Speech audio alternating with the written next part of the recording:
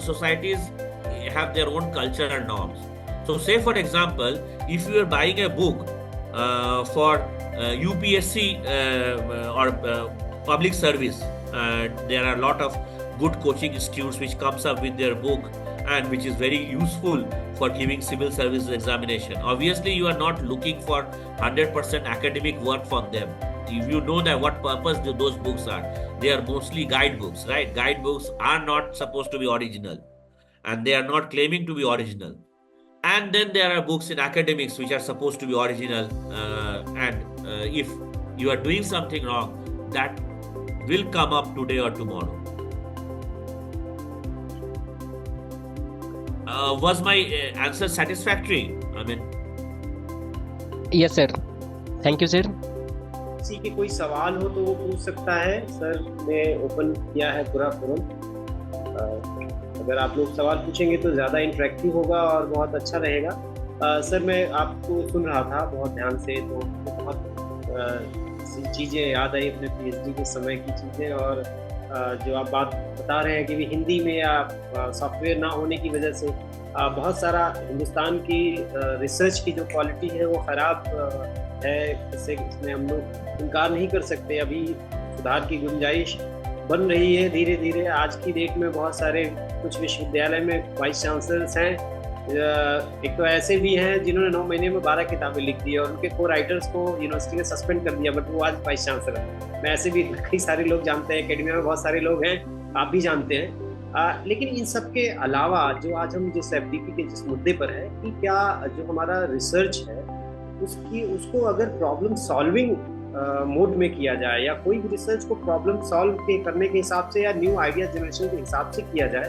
तो मुझे लगता है कि जो कंटेंट का प्लेगरिज्म से रिलेटेड जो भी इश्यूज है, कॉपीराइट से रिलेटेड जो इश्यूज है, वो हम बहुत हद तक सॉल्व कर सकते हैं। उसकी बुनियाद ये है, मेरी बात कहने की बुनियाद ये है कि हमारे समाज में बहुत सारी समस्या है। वो रोज की जिंदगी की जरूरत के हिसाब की समस्याएं हैं, हमारे विचार के स्तर पर बहुत सारी समस्याएं हैं, सामाजिक व्यवहार के स्तर पर बहुत सारी समस्याएं हैं। लेकिन इन सारी समस्याओं में हम अपने एकेडमिया में रिसर्च कितनी समस्याओं पर कर रहे हैं? क्या वो सारे रिसर्च ओरिजिनल हैं, या फिर हम सिर्फ कागज के कुछ टुकड़े जुटाने के लिए, सर्टिफिकेट जुटाने के लिए रिसर्च कर रहे हैं?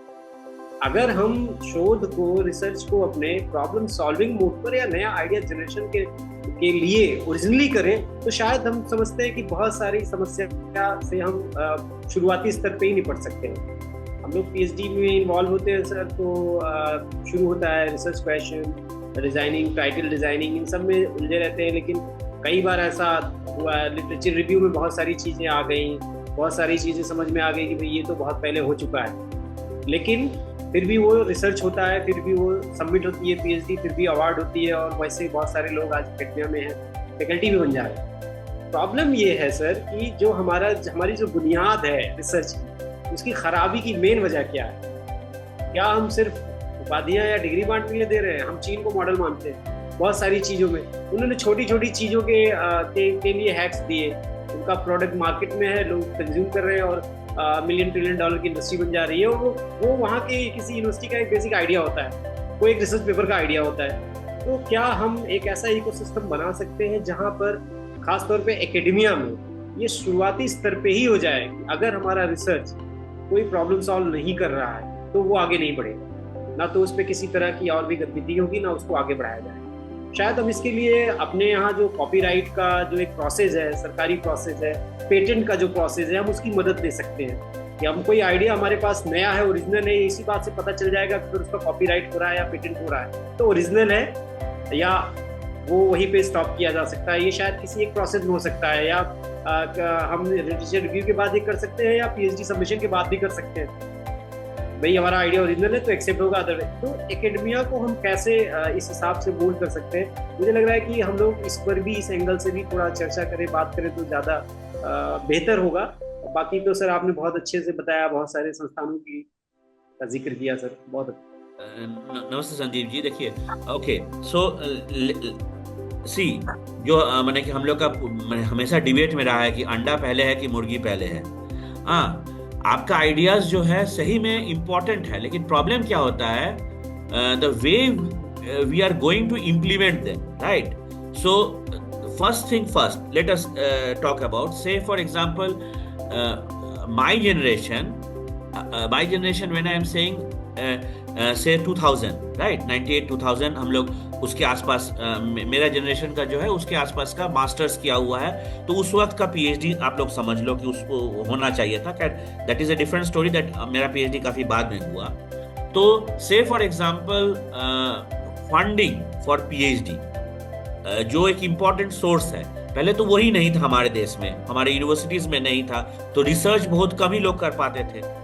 तो से फॉर एग्जांपल बाय 90s ये प्रॉब्लम धीरे धीरे सॉल्व होने लगा कि कुछ स्कॉलरशिप मिलने लगा for your PhD research. Right now अगर इफ यू से, स्पेशली यूपीए गवर्नमेंट में तो काफी बड़ा था, फिर अभी कुछ स्टैग्नेंट हो गया है। If you see we get decent money, जो 5 साल यूजीसी वगैरह से जो स्कॉलरशिप्स आते हैं, they get decent money to do job. And now because I am seeing West Bengal as well as Bihar. I am standing both the worlds.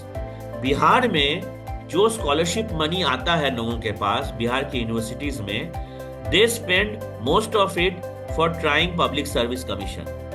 Nobody is seriously looking for academic job. Reason is regular jobs नहीं निकलते academics में। मेरे ही साथ अगर आप देख लो तो हमको लगता है कि जो 2003 में अपॉइंटमेंट हुआ था, वो भी 98 का, शायद 98 का अपॉइंटमेंट 2003 में हुआ था। उसके बाद नेक्स्ट वैकेंसी 2014 में निकला।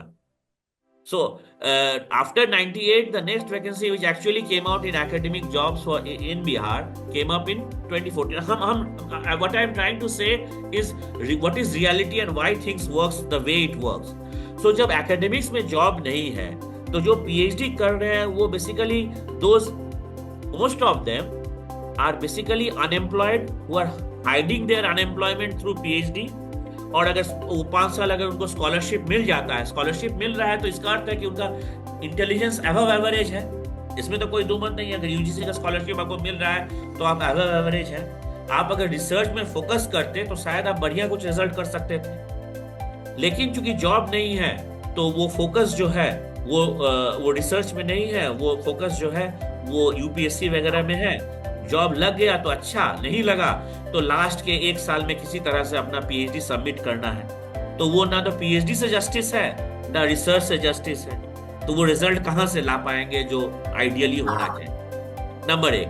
Number 2, in comparison to West Bengal, again West Bengal में बाय द टाइम हम वेस्ट बंगाल में आए, लगता है बिहार का बीमारी हम बंगाल में लेते हुए आए।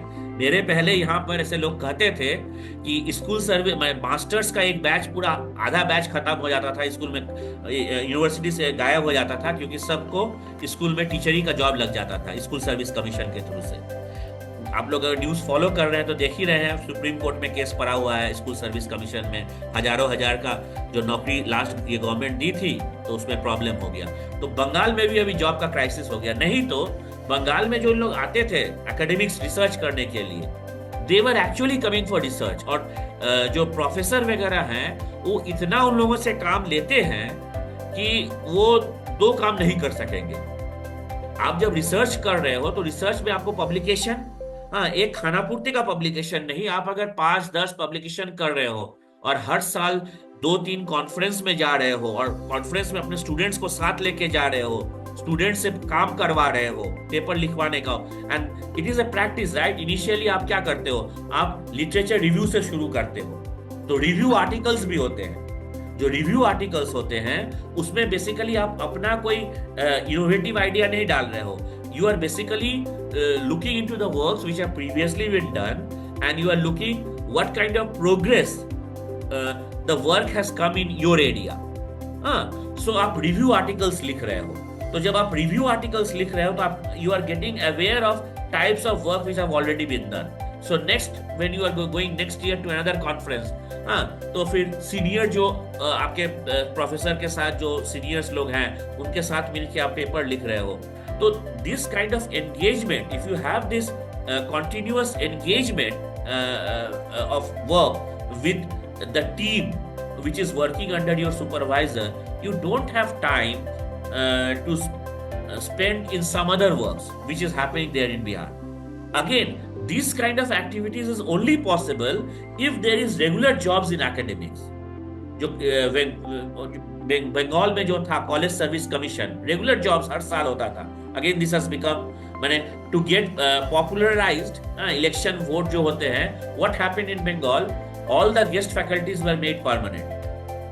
So if all guest faculties becomes permanent in colleges, and remember they are not being paid the salary which faculties assistant professors get, they are getting very small amount of money, but then their job has been permanent. So once you become, your job is becoming permanent. In Bengal we have this old pension system, so yeah, you will get some pension also. So that becomes your fixed, and then you start doing tuition work or something or other to feed your family or start your family. So what happened because of that? University, the government has to pay less because they are getting guest faculties, or they are hiring faculties at the price of guest faculty, and then job market suddenly dried down. Where there used to be vacancies like in 3 figures or at least in 2 figures, those vacancies have come to 1 figure because all the guest faculties have been made permanent. So this is a cycle, right? Because at the end of the day, who is going to do research, and what you are going to get after doing your research if you are not going to get employment? So when we look into the aspects of research, why good publication or why good quality of publication is not happening, this employment becomes one of the important sources. That is why if you see from the premier institutes where our taxpayer money is going, institutes like IITs, IIMs, the students are going to foreign countries and then they are becoming faculties over there. Why? Because if you look at the pay scale which they would receive in India and the pay scale they would receive in foreign countries, it is so much high, right? So then they are selling their intellectual property over there. And number 3, this is again what my experience is, the one which we are talking about, our culture, right? In our culture, this individualism is not something which is inborn, right? So we should take care of this. This is my work. This is not my work. So this thing suddenly, when you are in the higher learning, academics, higher learning, where doing patent is important, again government institutions, especially state-funded universities, because there is no incentive linked to how many publications you are doing or how many patent you have. It hardly matters whether I am doing or not. Because in social science patent, you are not going to earn money out of patent. In pure science, you might be able to earn money out of patent, but in social science research, those patents are important to show genuineness of your idea. But you are not going to earn money out of it. Neither government is going to give you increment because you have patent with them, 2 or 3 patents with them. So this becomes problematic, right? And especially if we say that this is how we are going to get the things done, then obviously there will be entire ecosystem that constitution is in danger and all that. See, government tried to introduce through, say for example, parallel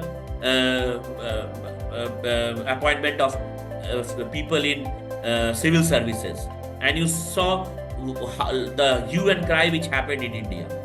Government is trying, say for example, giving some academic institution eminence, but then again you see the associated problem. And in our country, where there is a history of discrimination, even some genuine ideas, even some ideas which might help to promote something which you call good research, kind of gets bogged down